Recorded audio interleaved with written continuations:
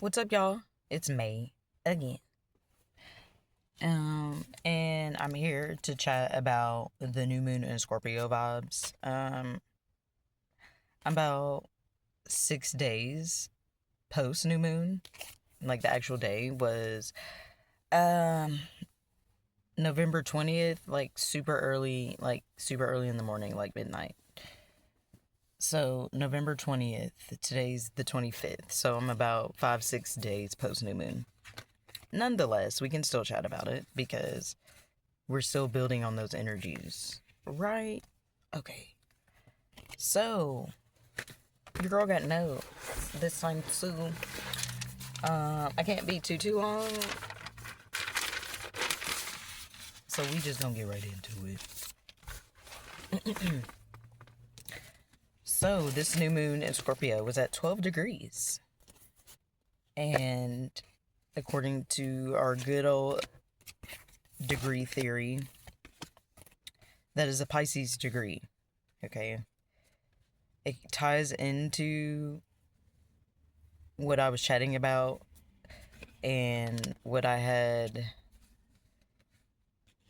sat down and channeled through in my last video. A fun dive into the Neptune. I'm not sure the exact video, but it's a video about Neptune.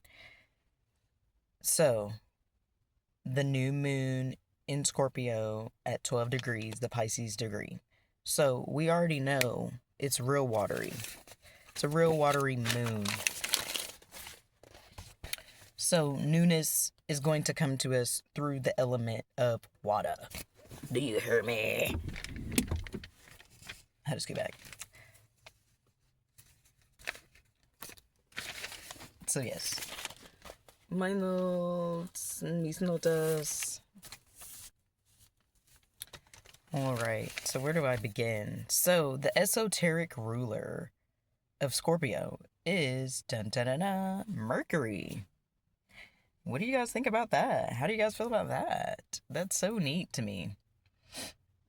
You know, when you look at, you know, I want to get more precise with the language though, because there's esoteric astrology and then there's like traditional astrology, and you know, is tropical astrology traditional? Look now, y'all. Tropical astrology is what I'm used to, and Scorpio's ruled by Pluto, Mars and Pluto, but Pluto. Anywho, and Scorpio's esoteric ruler is Mercury, and Mercury is currently retrograde. How y'all feel about that? How have y'all been dealing with that? I'm not gonna lie. Mercury retrograde. I mean, I just saw 444. Mercury retrograde, I guess, is here as a protection framework, a structure framework. But yes, as Mercury is retrograde in Scorpio. So the same sign as the new moon. Okay. Pisces. Let's go Pisces. Pisces' esoteric ruler is Pluto, which in Western astrology rules Scorpio. So it's just a whole lot of connections and connecting. And then Neptune is the Western astrology ruler of Pisces. And then in traditional astrology, Jupiter also rules Pisces. Jupiter is currently in Cancer. Cancer is also a water sign. So we are getting vibes from all the water signs. So again, this is a very cleansing new moon. Okay. So we are building on cleaner waters. Okay. Now I guess I can show the cards that were pulled. Beam. Pal de Arco, which is ruled by Pluto and the moon. And look at this, you guys. You see the womb and the period. It's all going to flow. And then we have Reishi, ruled by Jupiter and the Sun. And you see the bear over here. And together we have 7, 27. So 7 and 9. And the keyword for Pal de Arco, metamorphosis. And then we have retreat. So I'm just definitely getting Mama Bear vibes. Okay. We are entering a new period. So, Mama Bear is preparing for the new cycle. And then this leads to another card that was pulled as the theme, 555, Creatrix. And look, water. Number 10. Keywords at the bottom. It says express emotions, birth your creations, womb energy.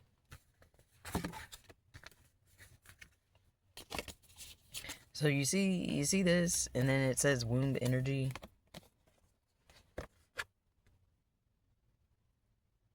So we have the cosmic womb, which we're all in. We are in the cosmic womb, awaiting to be rebirthed.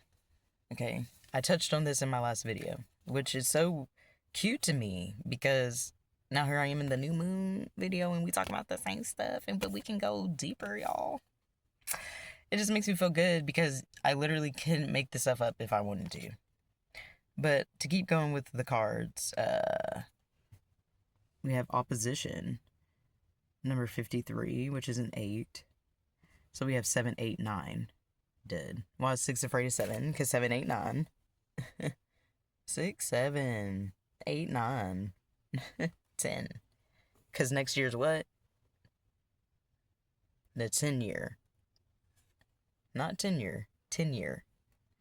But yes, opposition, the keyword being confronting. The way that I pulled these first. I pulled from this deck first. And then I pulled from this deck. And then I pulled from this deck. So if we go, from reading it left to right. Metamorphosis, retreat, confrontation, creatrix. And then the last card is behold beauty. When you insist that the world is hostile and others are your enemies, don't be surprised that it is so. Self-fulfilling prophecies, fortunately, work both ways. So we are we as a collective, the collective soul, the anima mundi, is the retreating is going to look different now. It's basically what I'm trying to get at. There's going to be a lot less hiding. There's going to be a lot less fear around being reborn. There's going to be a lot less fear about the return of Christ. Because now, wrapping up the Pisces lessons that we are meant to wrap up, because Neptune is moving out of Pisces into Aries. Which reminds me of these ram. From a understanding point of view, I understand me personally, and it's understood that the return of Christ and the things and the signs that certain individuals and certain groups pay attention to acknowledge the fact that Christ is returning. Can't really say that anybody's necessarily wrong. But I'm just going to speak from a metaphysical, spiritual, unseen perspective, in that, it's not really like a literal thing. Like, we're not going to see Christ just fall from the sky and be like, what's up, y'all, I'm back. Now, some of y'all might have that experience because, we don't, everybody's connection, it can't be dictated. So, look, y'all might have apparitions, and I love that for y'all. But it's more of a soulful inner purification process, and then after the purification, allowing for the consciousness itself to be placed within. Well, like remake its space within. But anywho, Pau de Arco. We have the moon, and then we have Pluto, the esoteric ruler of Pisces, which is the degree of this new moon.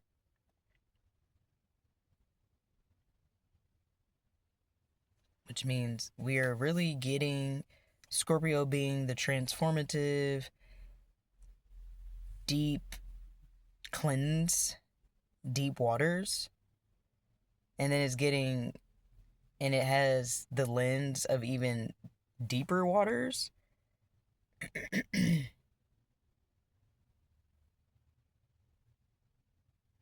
We are really digging deep, really digging deep for this transformation, for this soul rebirth. So we are confronting, this confrontational energy is coming from within the inner frameworks of individuals and, bigger groups. It's coming from within because we're really confronting what it means to rejuvenate the self, to hibernate. Like, we're really at a time where we can't go based off what stuff just looks like. We have to really feel into things. Okay. Behold a beauty. So this moon is calling for us to dig deep and let go of whatever's on the inside of us that causes us to create harmful, self-fulfilling prophecies instead of cohesive and cooperative and sustainable interactions. You know what I mean? We're really digging deep to let that go, to let the waters sweep that away, let the waters cleanse that away. I have more on here. So, I've said this a couple times already. Pluto, the esoteric ruler of Pisces, it's the tropical astrology. Pluto's the tropical ruler of Scorpio. And then Neptune is the tropical ruler of Pisces. Jupiter is a traditional ruler of Pisces. Okay. Now, Jupiter is currently retrograde in Cancer. Okay. That's where I was getting at. Jupiter is associated with expansion, higher learning, broadcasting, things like that. And with it being retrograde in the sign of Cancer, Cancer being representative of the Great Mother,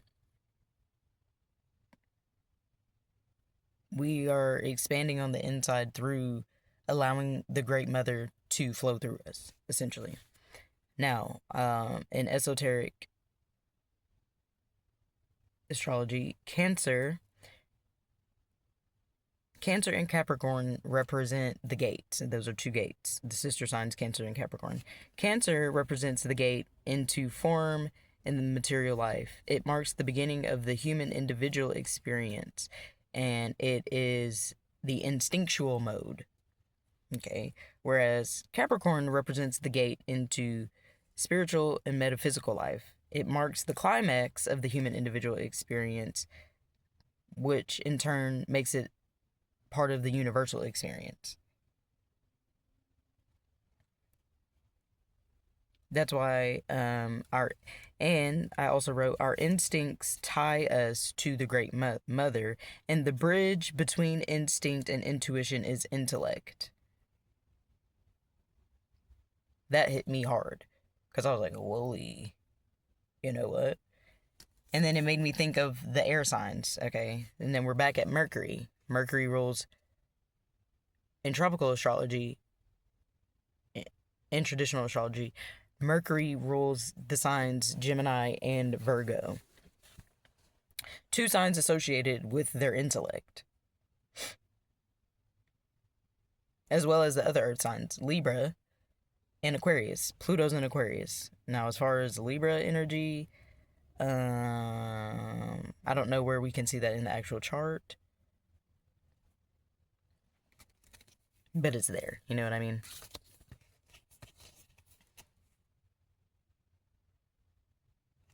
So yes, this new moon is a time. It's a time to really just tap into. It's really. It is a supplemental moon in helping us harness our intuition, which is greatly distracted by um, dying off societal practices. So, for instance, the holidays, specifically Thanksgiving as of right now, which leads us into the rest of the consumerist. It's that final surge for the fiscal year for society. So, they're trying to get everybody's last dollars, everybody's last bit of energy before they go in completely for the winter. And then they're inside unable to genuinely rejuvenate and hibernate like the mama bear needs. And if not, she's overstimulated.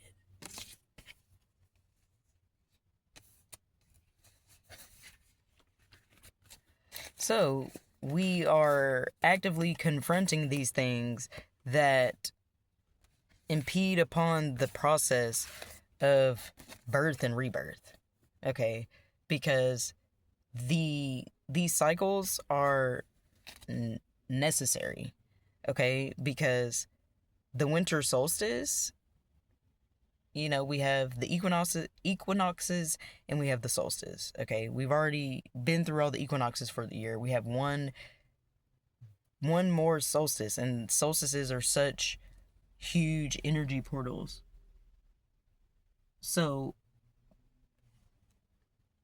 society obviously knows this, the timekeepers and the time weavers of this society know that. And to continue to power their systems, their fake systems, their siphoning systems, they need that energy from people. And especially if they take that last surge of energy, some people might not make it. Some people might not make it through the winter.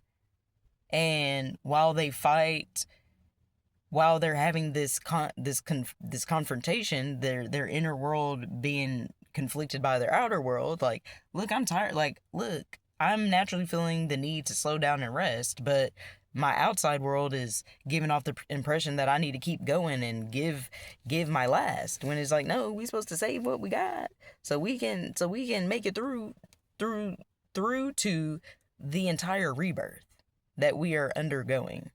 Okay. I don't have much time. I do have something to go to. I feel like I might make a part 2. But yes, this new moon is a supplemental moon of cleansing. I would say that this cleansing will end. This cleansing will be wrapped up when the new moon in Pisces comes, because then we've had a new moon. We've had a new moon, and I'm assuming by then all the full moons in all the water signs. So it'll be a complete cycle of cleansing. And